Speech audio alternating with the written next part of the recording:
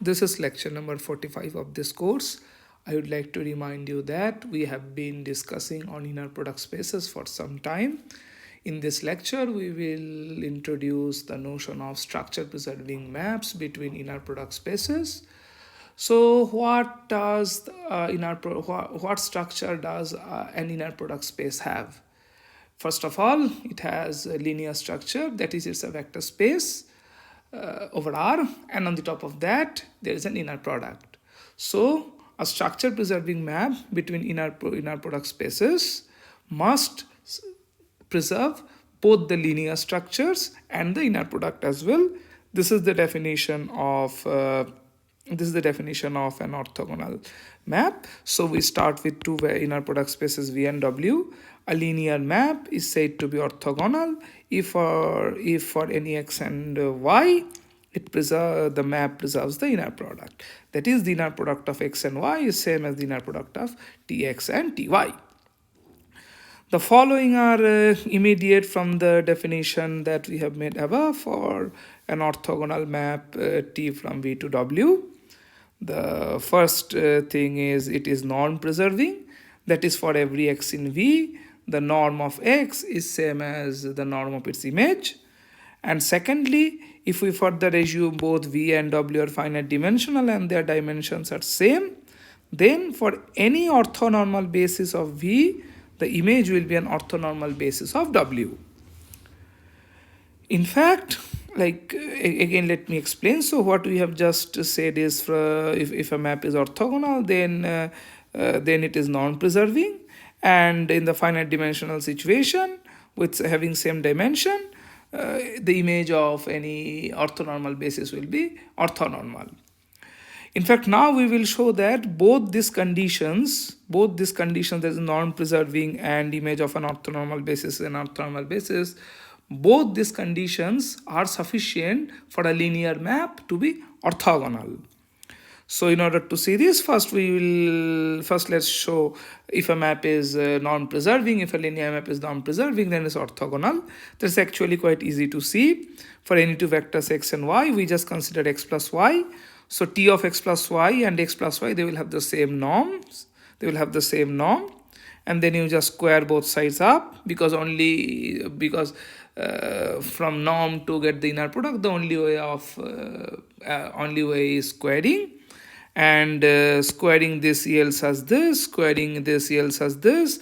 Now this term is equals to this term is equal to that term. Therefore these two must be same.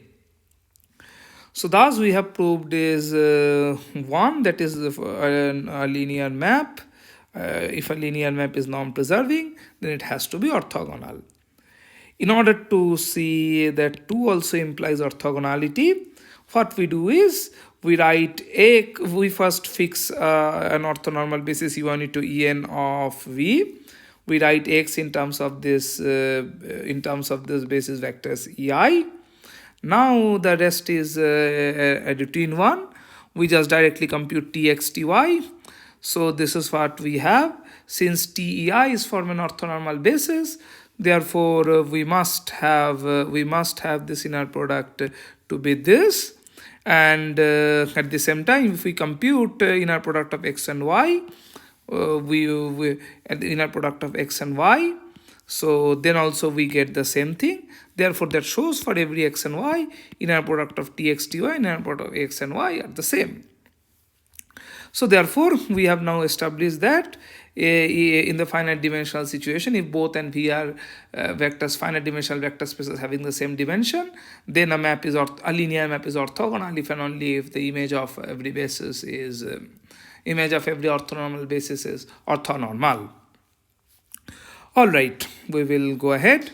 So we will now show that orthogonal maps are intimately connected with orthogonal matrices. That's not actually surprising because we all are somewhat familiar with orthogonal matrices. So the term orthogonal is not anything new to us. And also we knew that linear maps are given by matrices in the finite dimensional situation. So therefore, it's very natural to expect that the correspondence between linear map and matrices will preserve the orthogonality. This is what we are going to see now. So if we start with two finite dimensional inner product spaces, both assume that both are having dimension n, and let T be an orthogonal map. We fix two orthonormal bases B and B prime of V and W respectively. Then we look at the matrix representation of T with respect relative to this ordered basis.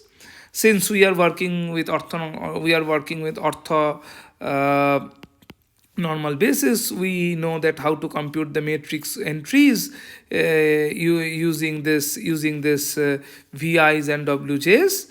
This is what we get. Okay.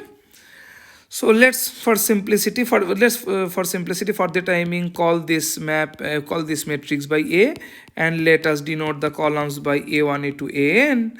So what we can now see is something quite interesting. That is, if we just take the ith column here and the jth column vector here, so remember these are columns, and if we take the inner product of these two column vectors, this is what we get, right? This is what we get, and that is nothing but what is this?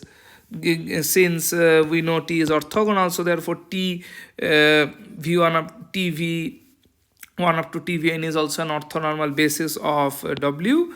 Therefore, this is nothing but the inner product of TVI and TVJ, and from the orthogonality we see this is delta IJ. So therefore, what do we have? If we take any I and any j, the ith column and jth column, these column vectors have inner product del IJ, and also we can view this as AI transpose AJ, right? That's how we also can view the inner product of two vectors, like so AI and AJ are in Rn, right? So their inner product can also be viewed as the product of these two matrices, and we see that this is del Ij. Therefore, what does this tell us? Doesn't it tell us that for this matrix A, we must have A transpose A is identity? That is, A is orthogonal.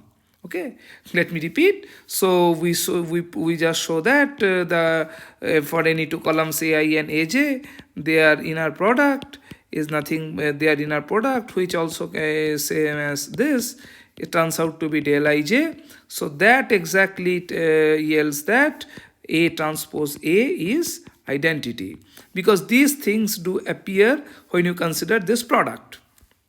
Okay, so thus we have proved the matrix is orthogonal.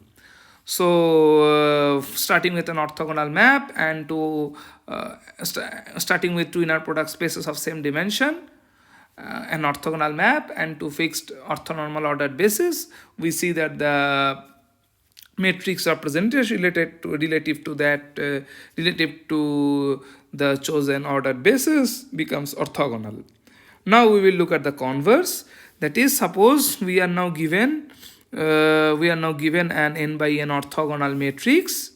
We are now given an n by orthogonal matrix, and B, and we are also given we have also fixed two orthonormal bases B and B prime in the beginning. Now, using this matrix and the orthogonal bases B and B prime, orthonormal basis, we now define the corresponding linear map.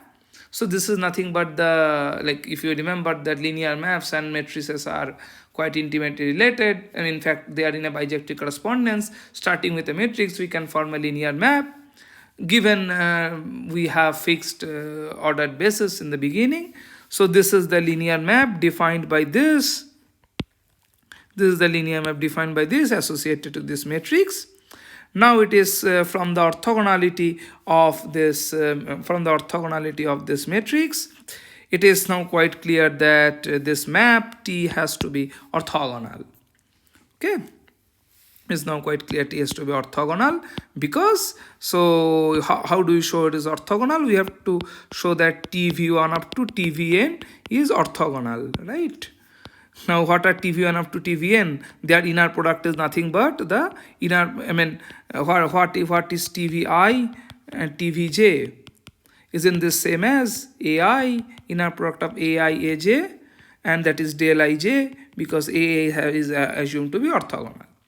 So thus what we have seen is given to orthonormal basis fixed, then for an orthogonal, given to orthonormal basis fixed, the matrix representation of an orthogonal map will be an orthogonal matrix, and given an orthogonal matrix we will get an orthogonal linear transformation from V to W. So thus what we have obtained is the isomorphism. So for any two vector space V and W, we know that we have an isomorphism here. So now in addition, when we have inner product structure on both V and W, then we can see that this isomorphism sends orthogonal maps in LVW to the orthogonal n by n matrices. Okay. So under this isomorphism, as I said, that the collection of orthogonal operators here goes to the collection of all orthogonal matrices here. As an immediate consequence, all orthogonal operators of Rn are precisely given by orthogonal matrices, because a linear operator on Rn is given by a matrix, and it is orthogonal if and only if the corresponding matrix is orthogonal. Okay, let's look at an important example. We rather look for the most basic case, namely R2. So we will now look at the orthogonal operators of the plane R2. We'll now look at the orthogonal operators of the plane R2. So just above we have observed that orthogonal operators are given by orthogonal matrices. So therefore it is enough to find all 2 by 2 orthogonal matrices A, B, C, D. Once such a matrix is orthogonal, we must have A square plus B square equals to C square plus D square equal to 1, and AC plus BD is 0. Now A comma B, the point lies upon this circle AB. Okay. So that means there exists a unique theta such that A comma B is cos theta sin theta. Now since A is cos theta, B is sin theta, this shows us that the point CD lies. The point CD lies on this line. So let me just draw what that line is. So cos theta x plus sin theta y is precisely this line. Right, is precisely the line perpendicular to this. So the vector CD is, of course, a unit vector, lies on this line. It lies on this line, and since the unit vector, either it can be this or that. So therefore we have exactly two choices for CD. Either it will be this. In this case, this is just minus sin theta cos theta. Otherwise C.D. will be this. In that case, it will be rather sin theta minus cos theta. Therefore, any orthogonal 2 by 2 matrix will be either of this form or either of that form. Note that these two forms cannot be same because this has determinant 1, whereas this has determinant minus 1.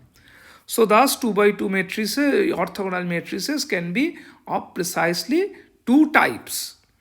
Now we will explore more for each of these types. So in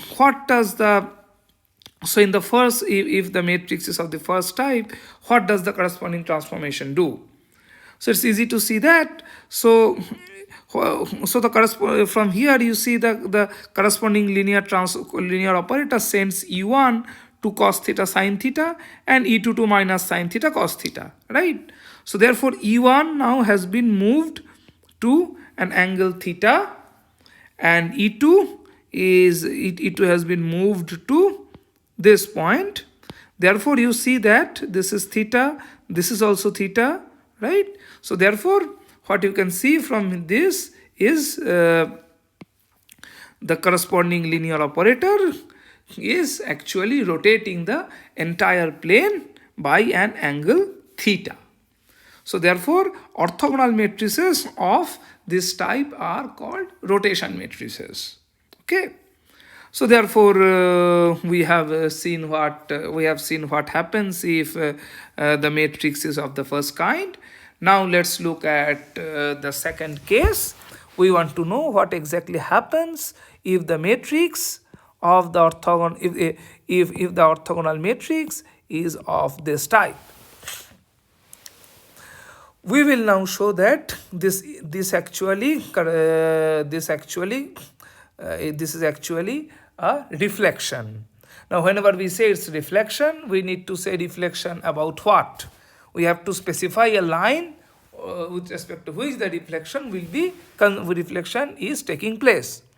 So we now show that it is a reflection with respect to the line spanned by the vector cos theta by 2 sin theta by 2. How to see this? So we will do step by step. So given this vector cos theta by 2 sin theta by 2, just a minute. Given this vector cos theta by 2 sin theta by 2, let's plot this vector here, and unit normal. So this is the line spanned by cos theta by 2 sin theta by 2. We claim that the linear operator is nothing but the reflection with respect to this line. So we choose an unit normal to this line. So it's easy to see that if this is my vector, then the unit normal will be sin theta by 2 minus sin theta by 2 minus cos theta by 2. Okay. So therefore, fine. So let's take any point on this line. Let's take any point on this line. What we see here is very simple, that if a typical point on this line will be of the form t cos theta by 2 and t cos theta by 2 and sin theta by 2. Let's see how the linear operator acts on such a point. So it's an easy manipulation to see that such a point is fixed under this operator. So thus we have seen that every point on this line is fixed under the operator. Now in order to see its a reflection, we will look at the points which are orthogonal to this line. So as I said, what is the unit what's an unit normal? What's an unit normal to this line is sin theta by 2 and minus cos theta by 2. So a typical point on the line which is orthogonal to this will be of the form t sin theta by 2 minus t cos theta by 2. So if we consider such a point and then see how the operator acts on such a point, by an easy manipulation we see that any such point is now being sent to its negative. All right. So what lesson did we get out of all this? So this vector cos theta by 2 sin theta by cos theta by sin 2 sin theta by, if we call it u1 and its unit normal, if we call it u2, then u1 u2 is forming an orthogonal basis of R2. Therefore every vector in R2 for every vector in R2 there will exist alpha 1 and alpha 2 such that the vector can be written like this. Now therefore we have in terms of u1 and u2 we have the description of every point of R2. Now if we take a typical point in R2 and apply the operator on this point, so the u1 part is going to be fixed, but for the u2 part, since u2 is being sent to its negative, so this is what we are going to have. So geometrically what we are having is the following. If this is my alpha 1 u1 alpha 2 u2, so we project there. So this part is alpha 1 u1 and this part is alpha 2 and this vector is alpha 2 u2. Then we see that this vector, so alpha 1 u1 minus alpha 2 u2, so this part is same. However, this part is now sent to its negative. Therefore this vector goes exactly to this vector. So thus you can see that any vector in the plane has now been sent to its mirror image with respect to with respect to this line. So that justifies what I said a few minutes back, that this matrix nothing operates as the reflection with respect to this line. Okay. So we have now we have seen what reflection means, how reflection acts in R2, and R2, and how the matrices of reflections look like. Now we are going to define reflection in a more general setting.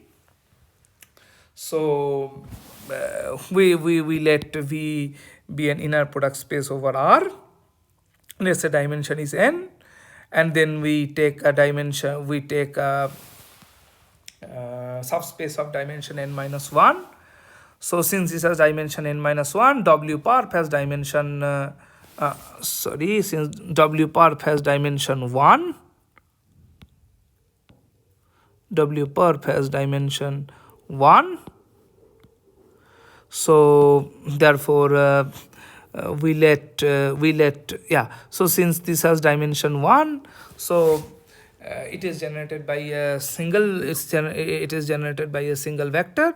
We can choose a unit vector that generates W perp. At this point, you might say that the choice of u may not be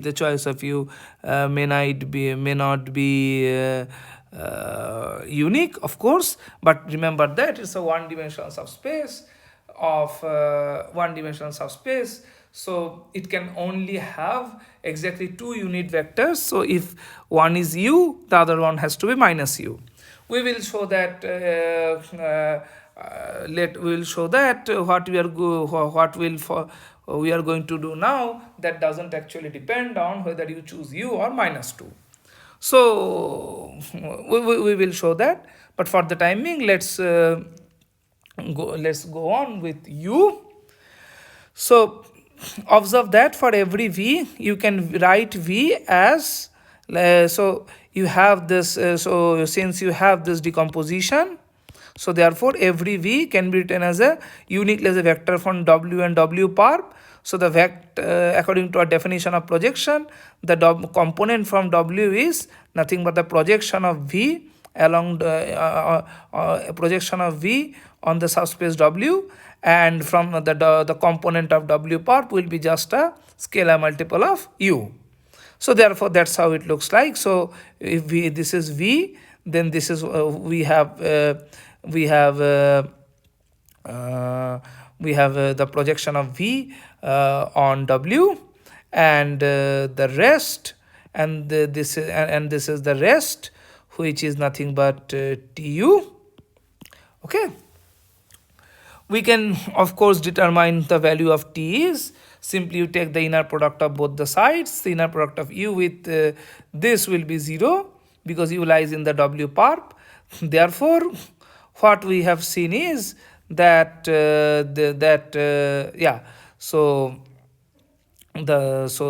this part is nothing but v minus pw v minus so this part is nothing but inner product vw times inner product vu times u. Okay, so now we are going to define reflection in exactly the similar way we have seen for R2, that is every vector. So in R2 what we have done, that every point upon this line was fixed, and anything else which is completely perpendicular to that has been sent to its negative. We will do the same here. So for any v, we know that once we write v as this, so therefore so pwv lies on v, so therefore we will keep this part fixed, and the rest which is this will send that to its negative. Now just writing this, this cancels out, and this is what we get. Therefore, this is our linear. This is therefore our the map that we are going to that we are defining takes this. Is given by this expression, that is each v is being sent to v minus 2 times inner product of vu times u. So this is the map. Remember, geometrically the map, geometrically the map fixes every point on the subspace, and whatever lies completely orthogonal to that, those points are being sent to its negative. Therefore, that results any arbitrary point v is thus so once we write v as the projection plus the orthogonal part. Basically, we are doing resoluting v in terms of w along with w and w part, and sending this to its negative. Therefore, that sends v to this point. So geometrically, you can visualize this in this way, that if you place a mirror here, then v is being sent to its mirror image. Okay. We will now show that this RW defined here is indeed a linear map. That's actually quite easy to see, because given u, v goes to inner product of vu is linear, right? So therefore, this map is nothing but the combination of two linear maps. Hence, it's easy. Hence, trivially, this map RW is a linear map. The reason for using this notation RW is we will call this map as the reflection with respect to the subspace W.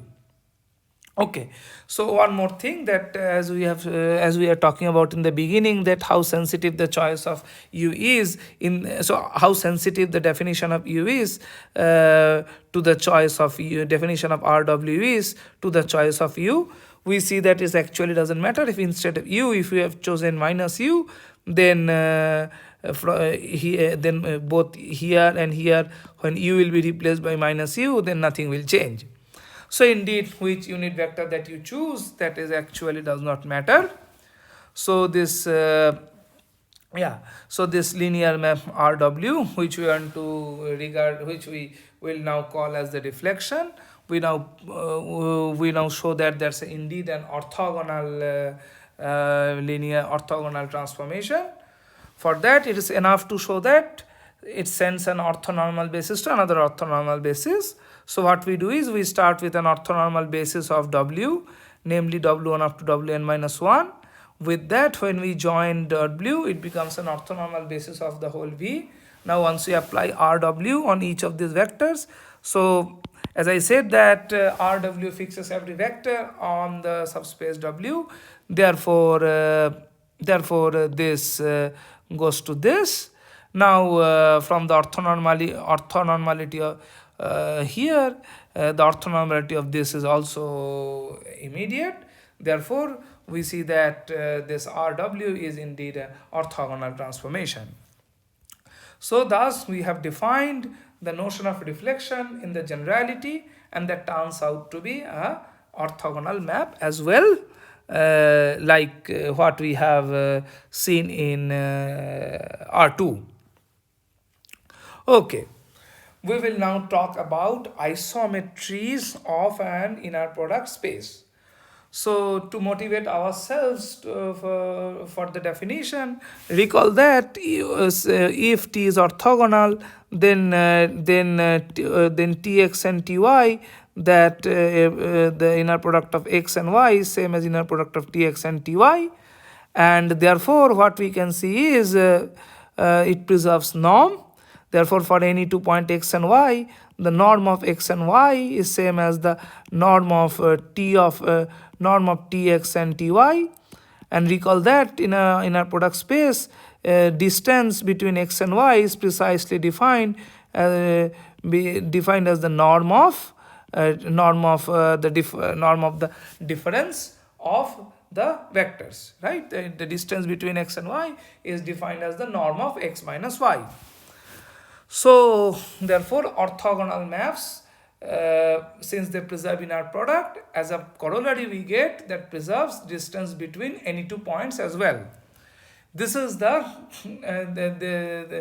motivates us to define an isometry in an inner product space.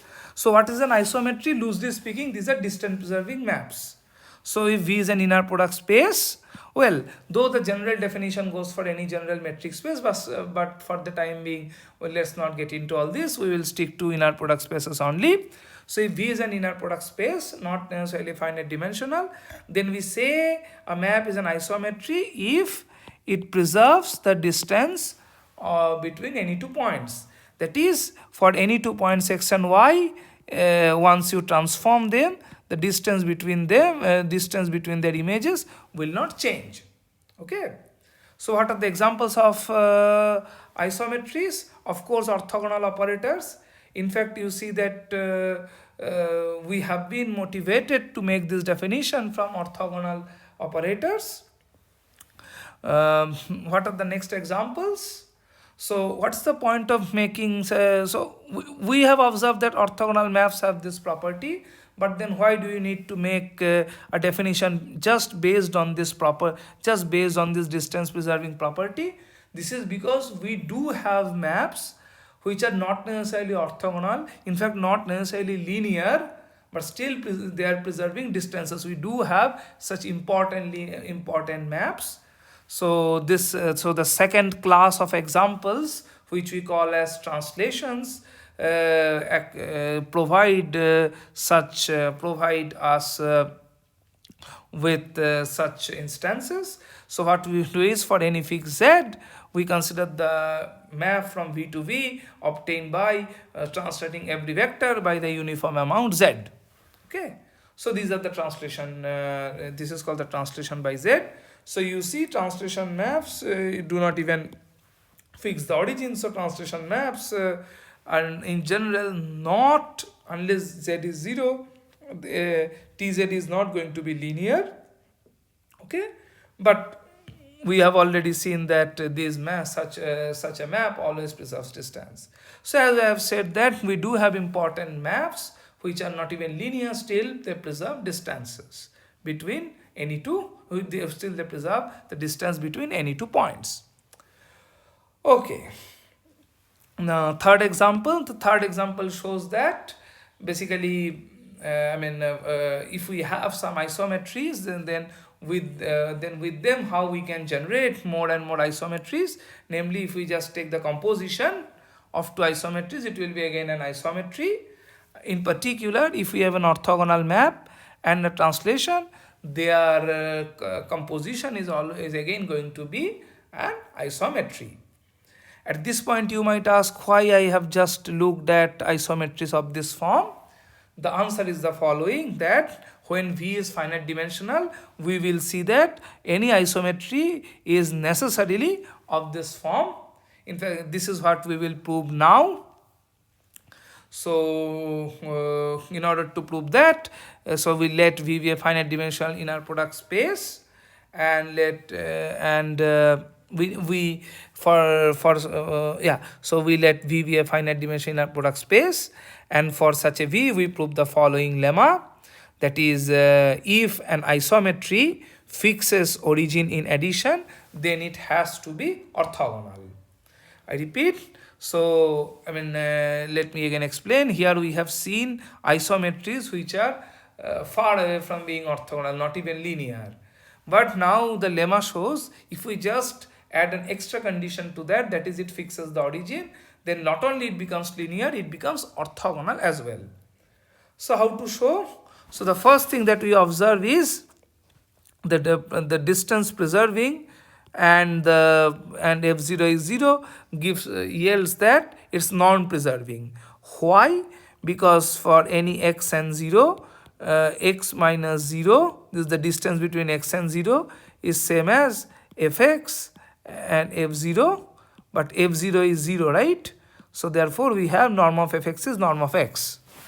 So if a distance preserving map fixes the origin, then it has to be non-preserving as well.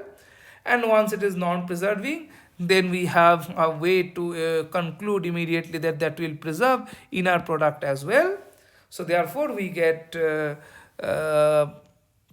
an isometry fixes origin, then that has to preserve inner product as well. So now in order to conclude that the map is orthogonal, we just have to ensure this map is linear, because as I said, an orthogonal map is a priori a linear map, and then on the top of that it satisfies, in the top of that it preserves the inner product. So now it is just left to us to show that the map is linear. For that we do the following, that is we start with an orthonormal basis of V, since the inner product is preserved. So therefore that shows that the image of this orthonormal basis will also be an orthonormal basis of V. Therefore for any x in V, we write fx as this, because whenever we are having an orthonormal basis, we can exactly determine the scalars. Now so therefore fx is this. Now on the other hand, since fx lies on the other hand, fx can be written as a linear combination of these vectors, and the scalars are also obtained by in the usual manner, since this is an orthonormal basis. So fx in one hand this is this, on the other hand this is this. Now we use that f preserves the inner product, therefore this is this. So thus what we have obtained in very simple terms is f of x1 e1 up to xn en is nothing but f of x1 e1 up to xn en is nothing but x1 f of e1 xn f of en, right? This is what so this is what we have obtained, and from this the linearity is immediate. Okay, therefore we have proved that any distance preserving map, any isometry that fixes origin, has to be an orthogonal map. And as an immediate corollary, of this, we now classify all isometries of a finite dimensional inner product space V. So if f is an isometry, then we first look at f0. f0 is the vector V.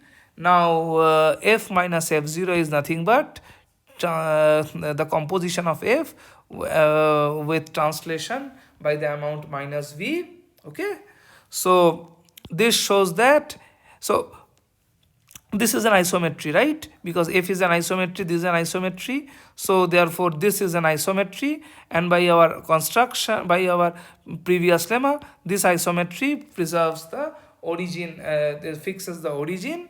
Therefore this must be an orthogonal map, and hence we get f equal to TV compose A.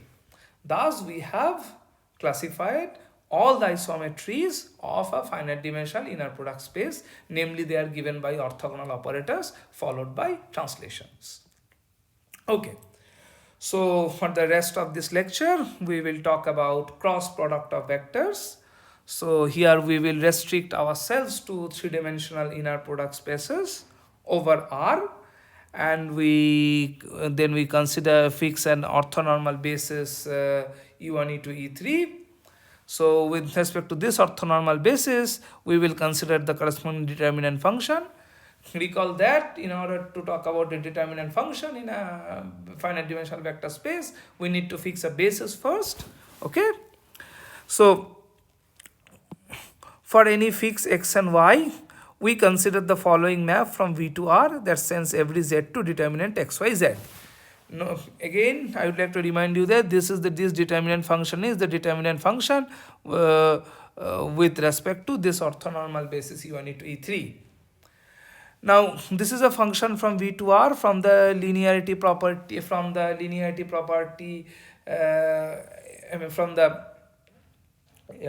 this multilinearity multilinearity property of the determinant map. We get this map is a linear map. that therefore it's this map is in V star. Now we use Rees representation theorem that shows that there is a unique V such that for every Z this is what we have. Okay, this is what we have for every Z. Okay, so this unique vector V will now be denoted by x cross y, and we will call it the cross product of x and y. Therefore, what is the defining property of the x cross y? The defining property is this. So for every x, y, and z, the inner product of x cross y and z is the determinant of x, y, z. Since we have begun with an orthonormal basis of V, it is very natural to ask it is very natural to be curious about the coordinates of this vectors x and y, having the coordinates of x and y. So for that, what we do is we consider this gives the this gives us the first coordinate of x cross y. By definition, this is this. If x1 up to x3 and y1 up to y3 are the coordinates of x and y, we see this is nothing but x1 y2 minus x2 y1. Similarly, we can have this and this, and from this it is now we can see that from this we can see that e1 cross e2 is e3, e2 cross e3 is e1. So basically it's in a cyclic mode, e1, e2, e3.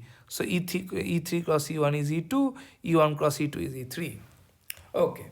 So given this orthonormal ordered basis which we have started with, we can in fact determine the coordinates of the vector x cross y. Now we will list a few basic properties of the cross product. So the first property says that given x and y, this vector x cross y is orthogonal to both. In particular, if x and y, let's say both are linear, in fact let's say these are linearly independent, then x cross y will be in the normal direction of in the direction normal to the plane spanned by x and y. Secondly, the cross product is not commutative, rather it yields a negative sign. The third property is similar to the one for inner product. So inner product was a map from V cross V to R. We usually call inner product as the scalar product and cross product as the vector product. So the scalar product was a bilinear map. Similarly here the vector product is also a bilinear map. The fourth one is actually quite important, that shows the cross product will be 0 if and only if these vectors are linearly dependent. And the fifth one shows that how we can handle the cross product and inner product according to our requirement. So it just basically revolves in a cyclic manner. X cross y z is same as y cross zx, and the same as x z cross xy. So the proving these results are actually quite easy. So we will just prove the third and fourth one and leave the rest to you as exercises. Third, then the proof of third and fourth are also not difficult. So what we do is so we now prove that bilinearity. So in view of 2, you see that it's enough to show this map is linear in the first variable. Because otherwise, in order to prove the linearity in the second variable, first what we will do is we will switch these two variables. Then from the linearity of the first, we use the linearity of the first variable. Then again we will switch. Now to show the linearity in the first variable, what we have to do is if we take x prime and y, for any z, this is what we can immediately observe, that the inner product of x plus x prime cross y comma and the with z is determinant x is this determinant. Now we use the multilinearity of the determinant function. Therefore that gives me this. Therefore this is what we have. Now since for every z the inner product of this with z is same as the inner product of this with z, that immediately forces these two to be equal. So therefore we have proved that we have therefore yeah, so we have proved that yeah, so in order to prove the linearity in the first variable we need to prove that it, so what we have just proved, that this map preserves the vector addition.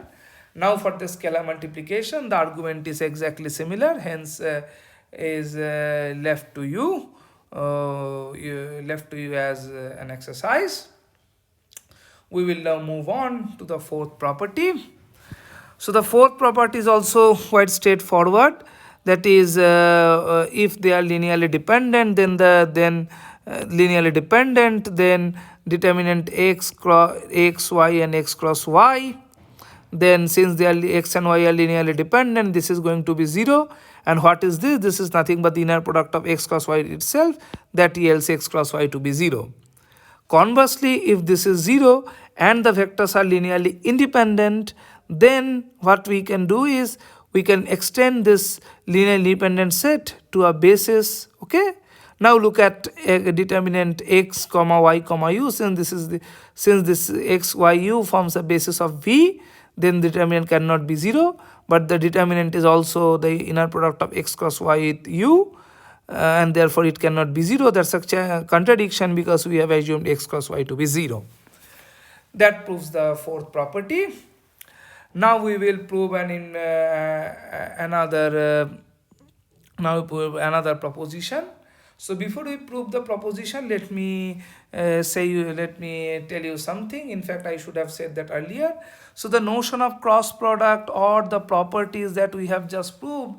So these properties and the notion, of course, is not something that you are seeing for the first time. Perhaps all of you have seen in physics or in vector calculus, but the way those have been done there, that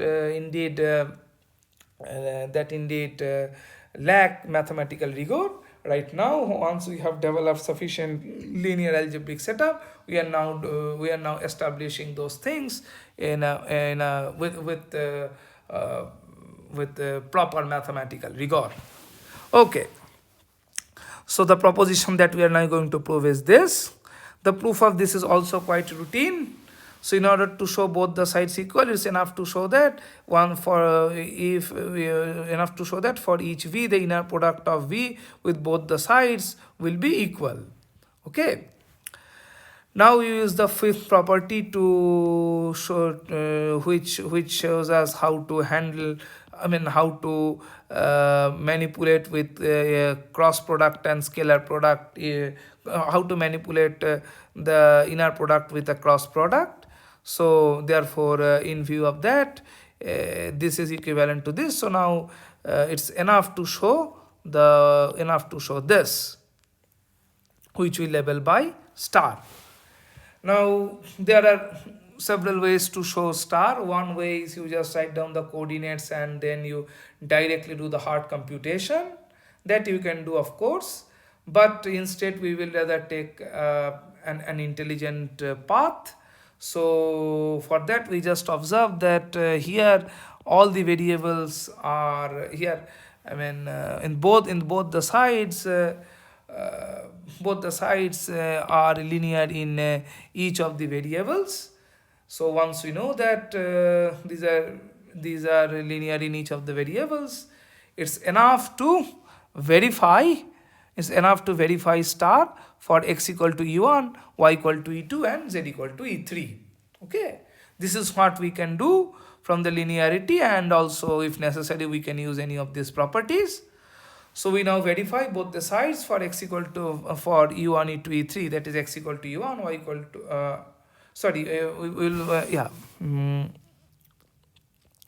we we will verify both the sides for e1, e2, e3. Not necessarily we will consider x equal to u1. Well, rather let's do this, that let's take y equal to e1 and z equal to e2 and then see. Okay, okay, that's better. So what we said up to this point is correct, that since it's linear, the cross product is linear, then in view of the basic properties, it's enough to verify both the sides with when x, y, z. Well, yeah, so that's the better way to put. So enough to verify both the sides when x, y, z, or they lie from this set. I'm not exactly saying we'll take x equals to e1, y equal to e2, z equal to e3 right now. What I'm saying that it's enough to verify both the sides when x, y, z, they are from this set of the basis vectors. So yeah, so now what we will do is we will, for convenience, we will take y equal to e1 and z equal to e2. Why do we did that? Then we did that because it will help us to compute the coordinate, compute both the sides. And taking y equal to u1 and z equal to u2, you can compute that both the sides of the star is equal to v1 x2 and v2 x1.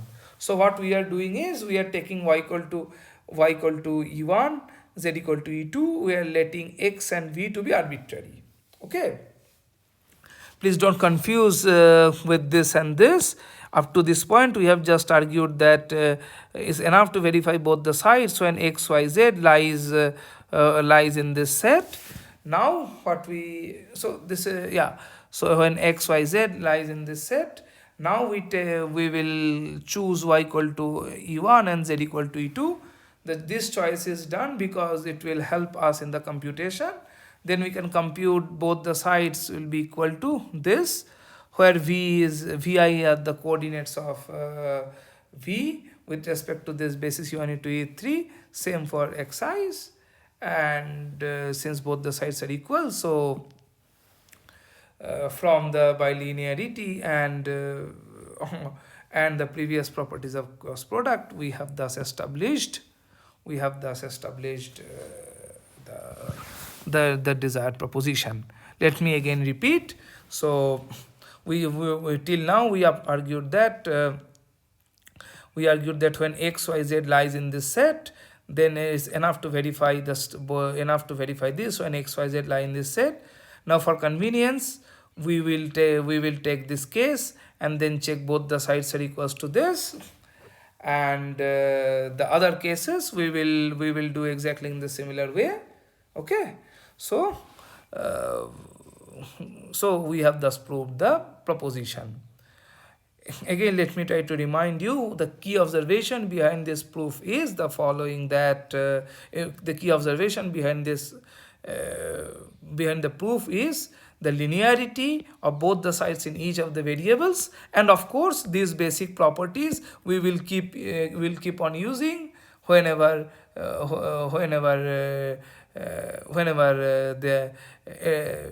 it turns out to be necessary. So having those 5 properties, and with the observation that both sides are linear in each of the variables, we deduce that when xyz lies in this set, for xyz lying in this set, it's enough to verify both the sides of star. And then we do one by one. We take this. So when we take this y equal to e1 and z equal to e2, we check both the sides are equals to this. Okay, so and then we have other cases as well. Let's say y equal to e2 and z equal to e3. So such cases are also there, and they are also dealt with.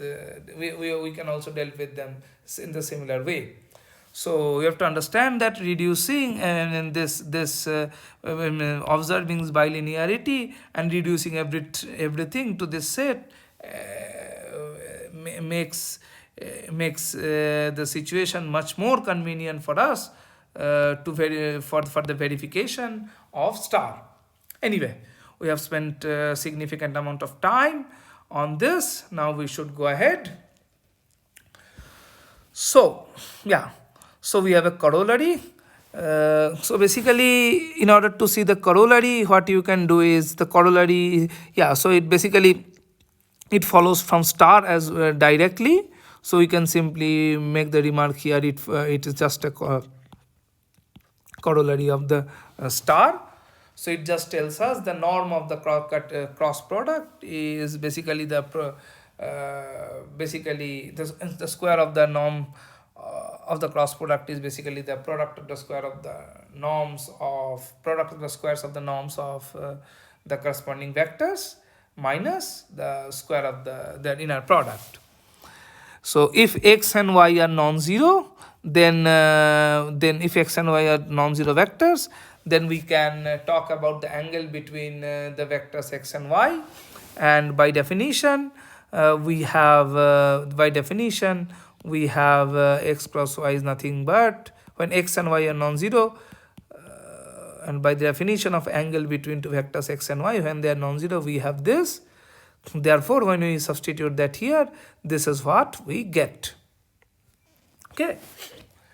So thus, so thus what we have got can be, thus what we have obtained indeed has an interesting geometric interpretation. So if x and y are two vectors, non-zero vectors, then the x cross y, from this we see that the norm of x cross y is nothing but the area of the parallelogram spanned by the vectors x and y. Note that if x and y turns out to be linearly dependent, then this will be 0, and automatically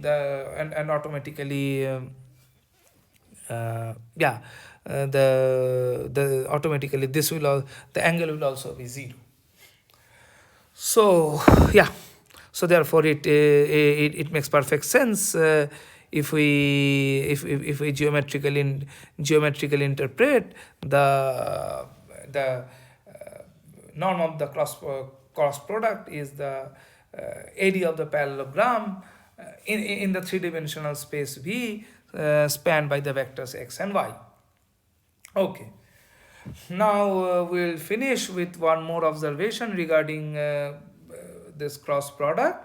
For that we need to define the notion of orientation of bases. So suppose U is a finite dimensional real vector space. Let's say dimension is n, and we have two bases v1, v2, vn, and w1 to wn. Since we have two bases, there is a unique linear map that sends each vi to wi. If that linear map has positive determinant, then we say these two bases are having the same orientation, or these two bases are of the same orientation. Just to make sure that you have understood the definition of being in same orientation for two bases, let's work out these two exercises. Take the simplest one. So if we take a basis v1, v2 of R2, when do we say that this is of the same orientation with the standard basis u1, e2? There you see that the linear operator that sends e1 to v1 and e2 to v2 has this is the matrix representation, and they are having and the basis is having the same orientation with the standard basis if this matrix has determinant positive. Similarly, I am leaving the case of leaving the three-dimensional situation to you. Now I will tell you why I have defined the notion of orientation while discussing the cross product. This is simply the following, that we have remembered that we have started with an orthonormal basis e1, e2, e3, right? We have started with an orthonormal basis. In fact, the determinant is considered with respect to that basis. Now, for any x and y, we have proved that x cross y is both orthogonal to x and y. If now x and y are linearly independent, then x cross y is of course non-zero and it's orthogonal to both x and y. Therefore, this actually forms an ortho this actually forms a basis of V.